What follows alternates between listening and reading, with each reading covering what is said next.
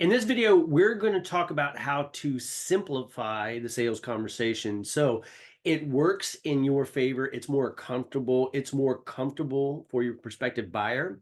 And you end up finding out what they need, what they want, what they expect, what they value, so that you can help them get it through your product, service, or solution, or that you can send them in the right path if you don't have the product, service, or solution that they need. Hi, my name is Dwayne Huff, and if you're new to my videos, I'm a 14-year sales professional who then went out on my own to start my own training company. Started out with a corporate training company where I taught sales training or sales skills, right? And management and sales management and negotiation and communication and leadership and presentation skills. But I fell in love with sales training whenever I was a sales rep because I had a very hard start. The first 6 years, I went through 9 jobs because I had no training. I had no coaches. I had no leaders. I had no people who could show me. They were trying to teach me to sell like it was 1980 something, and I refused to do it. Finally, in the 7th year, I landed at a great company that trained me up, helped me to find my own voice. And then from there, I took it in a different direction, ended up in pharmaceutical sales, great profession, had some great mentors and leaders. And I honed and developed and crafted, but I never stopped learning. I always wanted to get better. I always wanted to find a better way to help sales professionals and sales leaders close more business consistently, predictably, and profitably, and write their own ticket in the greatest profession in the world, in my opinion. So, what I'm going to do in this conversation is I'm going to share a step-by-step framework with you that I use, that I've helped and taught other people to use, to keep it simple, to make it comfortable, to make it non-confrontational, non-salesy, not pushy, and really uncover what it is the prospect value, so that you can help them find and solve their problems, so they can decide if it's a good idea to do business with you or if they need to go in a different direction. Either way is fine. So I'm going to jump in here. I'm going to go through all the things that you see right here.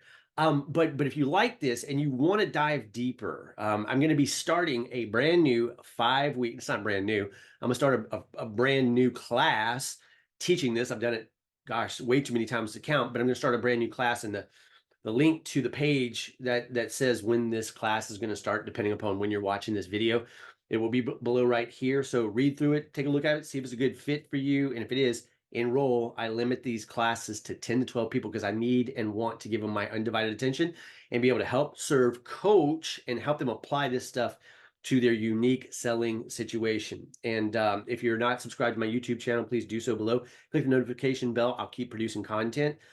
Without further ado, let me jump in and share with you how to approach the sales conversation. The first thing that needs to happen before we get into any of this is you have to come with a mindset that may be counterintuitive to what you've been taught. I firmly believe, myself included, across industries, I've worked with over 200 companies. I've seen so many scenarios, and I've seen trends, and I've seen commonalities. Everybody's situation is different and unique, but you'd be surprised how much the same they are. So I'm coming at you with a perspective of not just a sales professional and a business owner, but a sales trainer who's been across industries and probably seen more perspective than a lot of people out there. And I don't say that to brag or impress you, but to impress upon you that what I'm going to share with you is real world, real time, right now.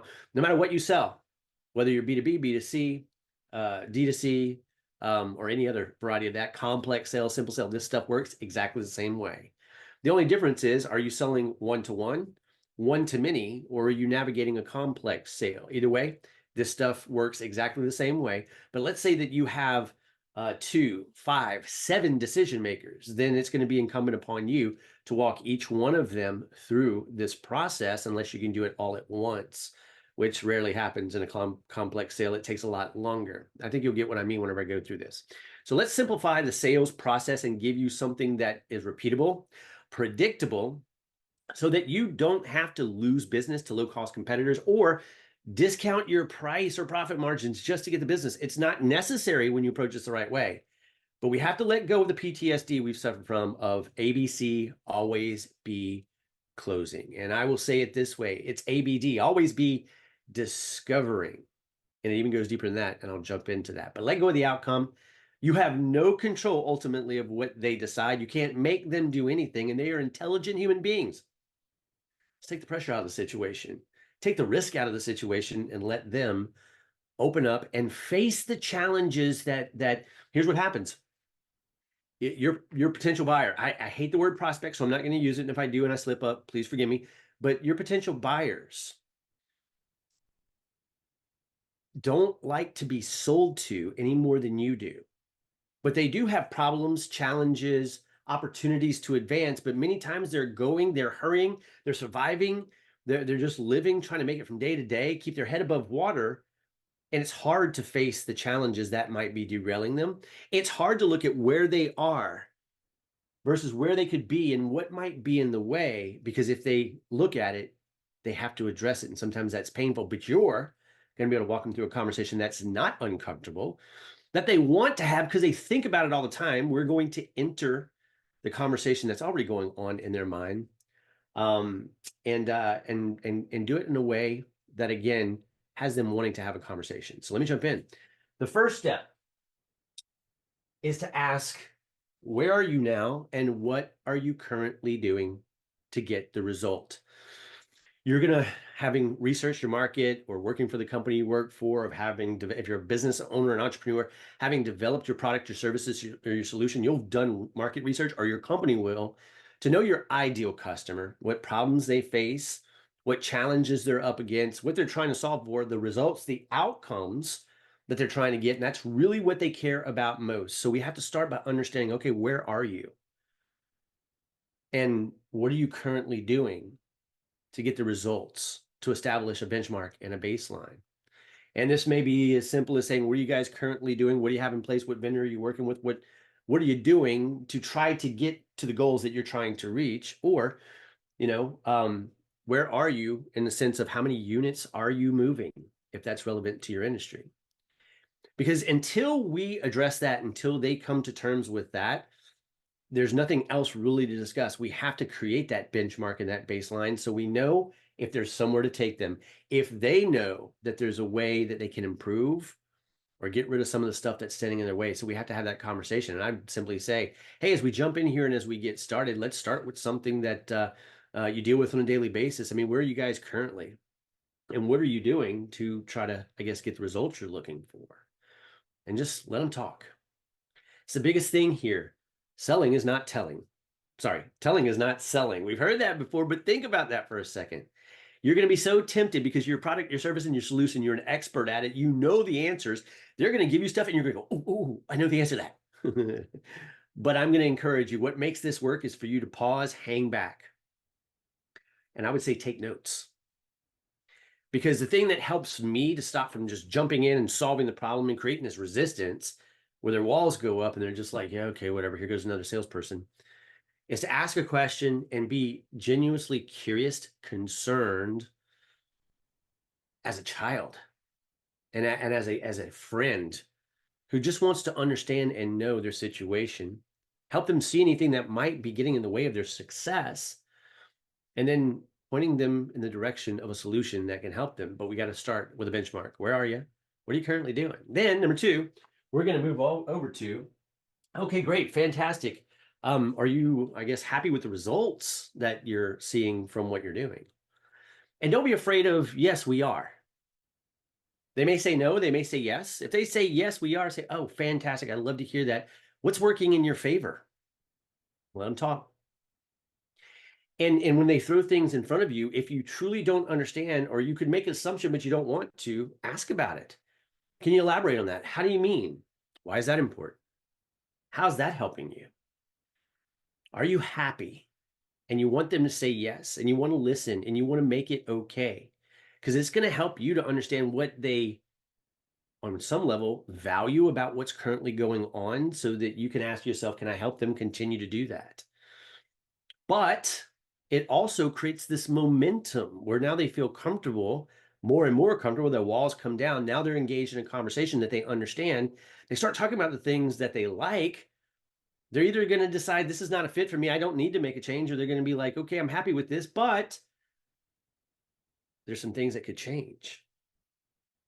And so whenever they finish talking about what they're happy about, ask them just an honest question. I mean, sounds like you're pretty happy. I mean, is there any room for improvement? Through testing this with inside and outside salespeople, that question is there any room for improvement? Especially when you've given them the opportunity to express what they're currently enjoying, is almost without fail. Yeah, I mean, there's always room for improvement, but that's not a pushback, that's a buy-in. Sure, I mean, there's always room for improvement. Any driven person, any person who wants to go to the next level, any successful person knows that things could be better. You're not judging it, you're just asking about it and getting the green light to go to the next place. Well, hold on. If there's room for improvement, what might you, I guess, change? And let them tell you. And as they start to unpack that, and you're taking notes, if something comes up that you could jump in on, don't put a star by it. So that way you won't forget it. You remember to come by it, grabs your eye, but let them unpack what it is they think might be improved upon or what they might change. And if you, again, if you need clarification, just ask, how so? What does that mean? How do you mean exactly? Can you tell me more about that? In other words, we're not going to just do discovery, asking questions for the sake of getting answers. We're going to ask questions so that we can better understand them, so that we can then demonstrate that understanding, because people buy when they feel understood, not when they understand us. Thank you, Dean Graziosi, for giving me that little nugget. People don't buy when they understand us. They buy when they feel understood. And when you ask them what they're happy about, ask if there's room for improvement, and ask what, if anything, they would change, and they start to reveal that, you get a better picture and understand their world, and are better able to express empathy, right? So now we just want to understand, is there anything, if there's room for improvement, is there anything that is top of mind that you might want to change? Right? Again, don't attack, don't jump in, don't solve. It's not time yet. Hold this back. So many times we are taught to jump in, solve, and we're tempted to say, I can tell you how we can solve that right here. And all of a sudden you shut down the momentum. This conversation is about leading them through self-discovery so that they have an epiphany that makes them go, I'm here. I want to go here. There's something in the way, and I want this change. And then they come to a place where they're almost closing you by saying, is there a way we can solve this? But we're not there yet. Hang tight. But I'm just going to say, hold back, listen, take notes, don't attack too soon. We're not there yet. There's going to come a time where you're going to take everything that they tell you and be able to help them see the potential of working with you. Which brings me to the next one, which is item number 3. And I'm reading these to you because I know you can see them, but I want to expound upon them. And I know my writing is chicken scratch. So just in case you can't read it, I want to make sure that I'm clear on it. So again, if you want to deep dive on this stuff and get me applying it to your specific situation and hear what's going on in your world and in your selling environment or in your business, and you'd like my eyes and ears on it and applying this stuff and really deep dive, join me for that class that will be starting soon. Again, the link will be here somewhere. Getting to the next step though, asking them, well, if you knew or had to guess, I mean, you're in your business every day or you're in your selling environment every day, what might be something that's getting in the way of you going from here to where you want to be? Or what might be in the way of what you're currently doing paying off the way that you want it to? They may or may not know. And if they don't know, probably your product, your service, your solution, your expertise will have an answer, but hold it back, because what we're going to do now is we're going to bring them to the next spot that says, what are you willing to do and not willing to do to move that barrier out of the way so that you can get where you're going? Right? And if they don't know what's in the way, that could set off alarms. So just it's the sincerity. Somebody told me one time, Dwayne, do you know the difference between influence and manipulation? I said, no. They said, your intention. And if your intention's pure, and just like you're talking with a friend, you'd be concerned or you'd be curious or you'd be skeptical. You've got to bring that tonality and that dynamic into your words, your expressions, just like you would with a friend. We've got to let go of the sale. We've got to forget that we're going through a sales process. We got to set it all aside, and we've got to have a conversation with a friend that we're concerned about. And when you ask the questions that you ask, they won't feel like it's an interrogation, because you're listening in between and you're really giving them time and space to think through things. But we have to help them establish that gap And then we have to understand if it's really important enough or how committed they are to making this change. So, what are you willing to do to remove that barrier? What are you willing to do to achieve that result? And what are you not willing to do? Either one's fine, but we just kind of have to understand and be real about what you're willing to do and not willing to do to see if this is even possible. Whether you work with me or whether you work with someone else or whether you decide I'm just going to stay the same, it's okay. I just need to understand. And by telling you and walking through these things and verbally, they hear it, they tell themselves. People support what they help create. And you're just bringing them through a creative process. The next step is to present your solution and map to the value that they've told you they're looking to achieve. I'm here. I want to be here. Well, why though? Why is it important for you to make that change? Why is it important for you to get rid of that barrier? Why is it important for you to hit this level now? Right? And you have to understand that, because when you do, you know how to present the solution. Now, here's what I want to say. Think about this for a second. If you want to pause the video, you can do this, but write down all of the things that you believe is unique, special, different, and better about your company. List it out. My experience has been, and you could probably come up with 5, 10, 20 things that you could tell your prospective buyer. Here's why we're different. Here's why we're better. Here's how we can solve that problem and get that result for you better. But let me ask you this. If your competitor, excuse me, gets to your potential buyer before you do, what will they say is better, unique, and different about them? Again, my experience has been probably a lot of the same stuff, which makes us sound, if we come in after our competition, it makes us sound like what? Everybody else in a sea of noise, a commodity, nothing different. So how do we separate ourselves in a world of commodity? I work with many companies that are in a commodity space, or at least they think they are. Um, the lumber business, digital marketing business, advertising, real estate. I mean, you name it. Financial services. I mean, in most people's minds, it's just noise. It's the same thing. Why not go with this one? Why go with this one? It's all the same. But you know better. But the only way you can communicate better is how you map your solution to what they truly value. Now, I learned this from one of my mentors. There's 3 spaces of value that we need to explore with them through this process. What are they perceiving as a void? What's a current vision that they have? And what's a virtue that they're trying to attain? Because see, here's the thing. Nobody values our product, our service, our solution, the features, the benefits that we believe make us special, but they do value something about the results they're trying to achieve, or the pain they're trying to get away from, and what they expect, want, and need. And when you can uncover that in those 3 areas, virtue, vision, and void, and you can pull those from them, if you want to separate yourself from the competition, when you map your solution, when you map what they value to your product or service, speak only to the things that they have actually told you.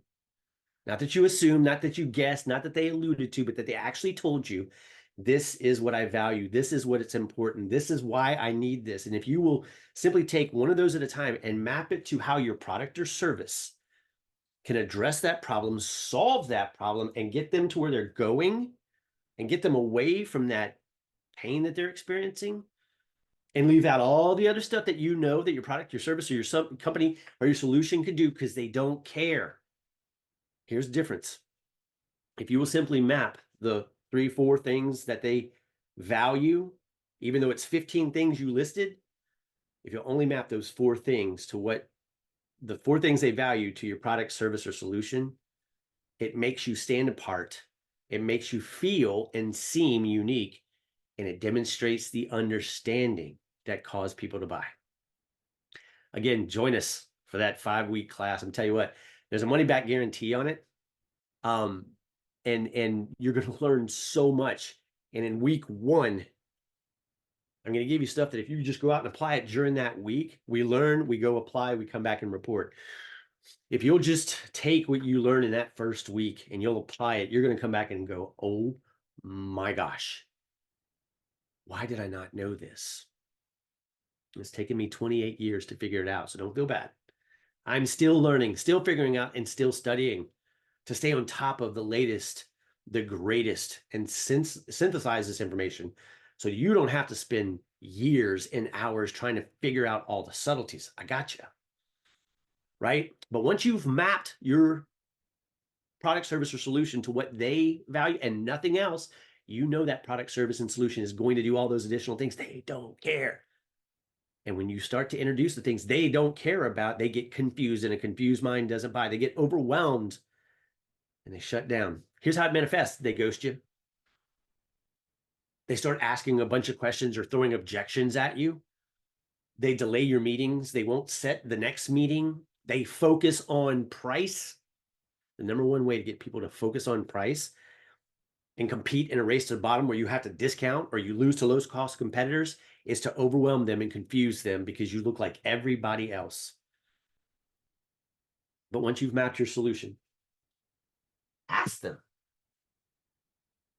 what have you seen here that may potentially help you get what you're looking to achieve or remove what you're trying to get rid of? What if anything, have you seen here? Make them talk to you. Make them sell you on the value of what they've seen and at how it relates to getting their result, right? Because again, people support what people help create. And if they open up and they tell you, think about this for a second. Nobody likes to be sold. Everybody likes to buy shit. What's the difference? The buyer, it's their idea. If they feel sold to, they feel like somebody's trying to convince them and talk them into something they don't want, need, or value. But if they have that light bulb moment, they're like, oh my gosh, I see the path forward. Well, how so though? I mean, what are you seeing here? And they tell you, say that's great. I mean, what other questions do you have or does that bring to mind? Listen and answer them fully, patiently. And then when they get finished, say, what other questions do you have? And let them open up and get it all out. And if they say, well, I just need some time. I need to go away and think about it. Say, yeah, no, that's not a problem. Hey, listen, just so you don't find yourself in a place where it's like, well, what about this? And what about that? If you knew or had to guess as you're laying in bed at night, waiting to go to sleep, and an idea pops in your mind, what might that question be? Just give them a moment to think about it. But many times when you just let them open up and you answer all their questions and you're patient and you don't hide anything, the trust level goes up. They become satiated, and the trust for you and your expertise and their fear and anxiety goes away, or at least gets minimized, and the trust for you goes up, right? So answer those questions. Don't hide from them. Be very upfront and forthcoming about it. Then invite them to begin getting the desired outcome. Well, let me expound. Not to purchase your solution. Invite them to begin getting the result or removing the pain, not to buy your product, service, or solution. It's a different thing. If I say, hey, sounds like this could potentially be what I guess you're looking for. Why don't we start working towards getting that result? Or how quickly would you like to start getting that result? Well, another thing I like to say is this a marathon or is it a sprint? I might even sell against myself and say, well, why does this have to happen now though? Why not just delay this and just stay exactly where you've been? And if you've done a sufficient job, now they're invested, and they'll be like, no, this needs to happen now, and here's why. So invite them to start getting the desired result or remove the pain out of their life, not your product or service, because again, they don't care. They want that result. And finally, not finally, but the next to last, number 8, let go of the outcome. I said this in the beginning. Let go of the sale. You have no control over if they say yes or no. You have no control over if they say, let me think about it. You have no control if they say, I need to talk to my partner or my spouse. You have no control if they don't want to set the next meeting. Just let go of the outcome. And finally, number 9, let them make the best decision for them. If you give them the trust, the respect, the honor, they're adults. They've been through this process. A couple things are going to happen. Number one, you're not going to raise sales resistance. They're not going to resent you, and they're going to honor you and appreciate you and be thankful to you and trust you because you didn't push like everybody else does. Because everybody else, the sales manager, is breathing down their neck saying, "Go get this sale," not you. I can't tell you how many times when I was working in a cell phone store, when I first found my selling voice, how many people I just let walk out the door. Drives my manager crazy, but I knew that I was so thorough and I treated them so well that they were coming back. And if they didn't, it wasn't a good fit. And when they didn't, they sent referrals.